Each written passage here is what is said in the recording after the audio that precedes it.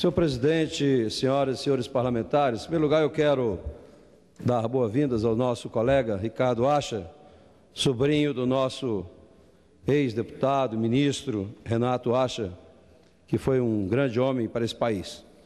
Senhor presidente, eu quero aproveitar a oportunidade para dizer às pessoas que convidei para a votação do Plano Nacional de Educação, dizer que iniciamos o processo de votação do Plano Nacional de Educação na terça-feira e pretendemos, no dia 12 e 13, concluir a votação dos destaques. Avançamos bem, mas falta ainda um pequeno detalhe, que talvez seja o mais importante, que é a questão da discussão dos recursos.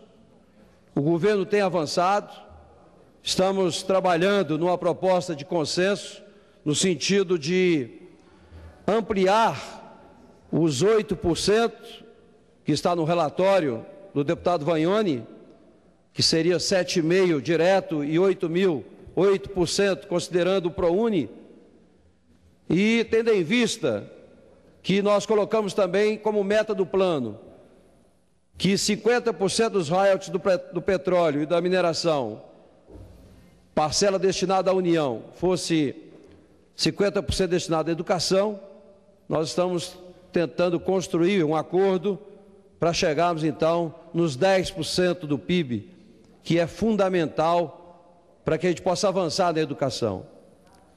A presença na terça-feira aqui de várias associações, vários segmentos da sociedade civil organizada foi fundamental.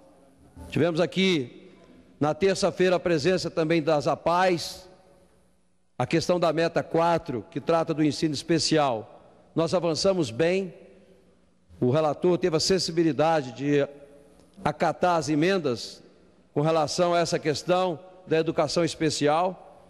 E agora são esses dois pontos que estão em negociação. Primeiro, a questão dos 10% do PIB e a outra questão, a questão da responsabilização. Quem é que vai pagar a conta? Deputado Roberto, você sabe que nós aprovamos aqui algumas medidas e nós não podemos cometer o mesmo erro no Plano Nacional, definir o percentual, definir os valores, mas sem dizer quem paga a conta. Os municípios e estados já demonstraram que são incapazes, neste momento, de assumir qualquer outra responsabilidade, tendo em vista que a maioria dos encargos, dos tributos, são arrecadados pela União. Então, nós temos que definir no Plano Nacional a responsabilidade da União, que deverá ser, a meu ver, a maior parte, ou talvez até a integridade dessa responsabilidade. Eu tenho uma emenda, inclusive, passando todo este aumento do PIB para a União, tendo em vista que nos últimos anos a União, com o artifício de criar mecanismo de não repartir com os estados e municípios, vem adotando a política de aumentar as contribuições e não os impostos. Para quem não sabe, a União só distribui para os estados e municípios o que arrecada de impostos.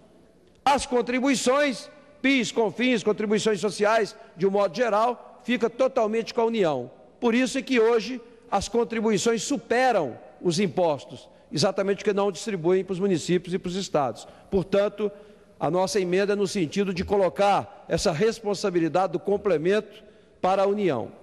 Então, quero ainda reforçar o convite para que a sociedade civil organizada não desmobilize, que na terça, dia 12 e dia 13, compareça novamente à Comissão de Educação, do Plano Nacional de Educação, para que possamos avançar nessas conquistas que é fundamental para esse país.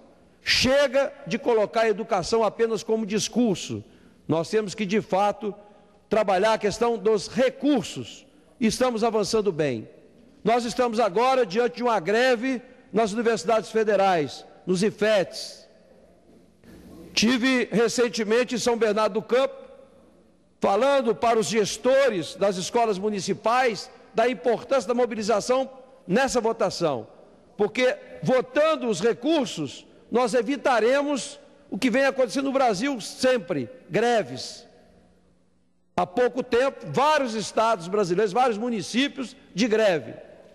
Agora, principalmente a questão do piso salarial. Acreditem, quem não conhece ainda, o piso salarial do professor, R$ 1.451. E nós estamos vendo aqui a pressão dos prefeitos, dos governadores, questionando a questão do reajuste do piso.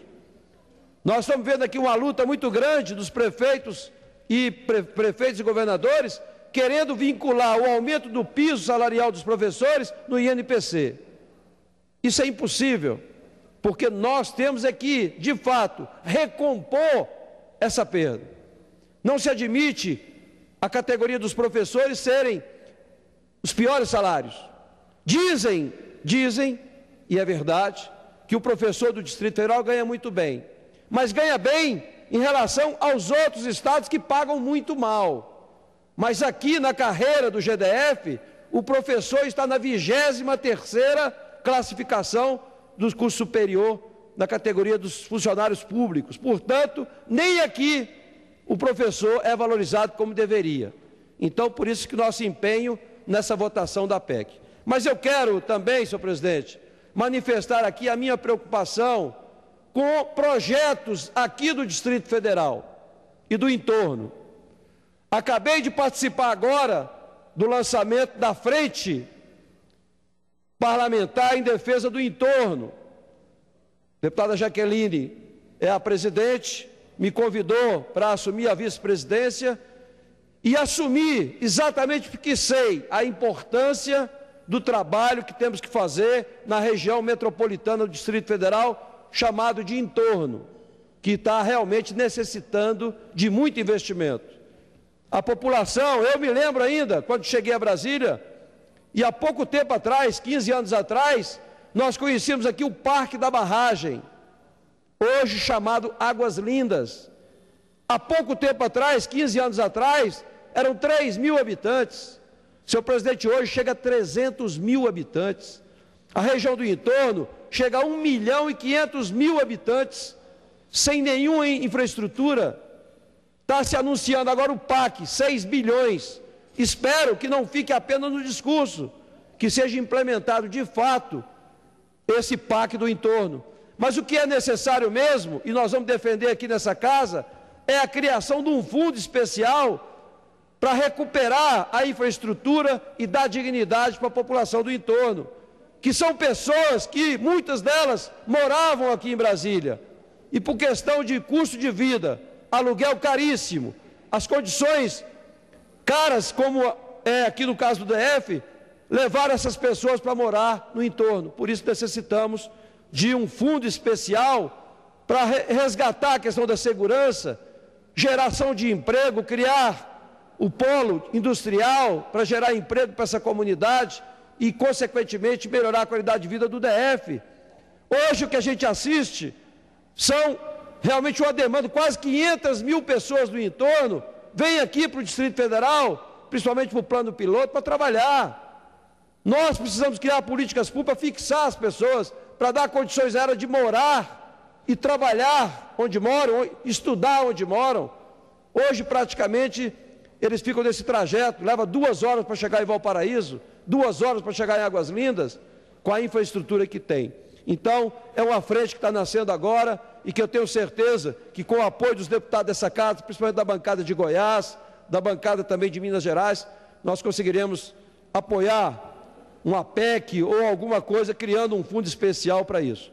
Mas, senhor presidente, falar em questão econômica, eu fico muito preocupado quando a gente cria um projeto, aqui no DF, por exemplo, durante vários anos, foi incentivado a população, principalmente os empresários da agropecuária, que investiu na bacia leiteira, comprando investimentos altíssimos, equipamentos de custo alto, investiram, e agora o governo anuncia de uma hora para outra o fim do programa que existia aqui do leite e passou a colocar os recursos direto no cartão. Eu quero dizer a Vossa Excelência, se tem alguma coisa errada, que se apure, mas não pode, de repente, acabar com o programa sem considerar os grandes investimentos que foram feitos por pessoas que às vezes nem tinham condições, buscaram financiamentos para criar condições com relação a essa questão e, de repente, da hora para outra,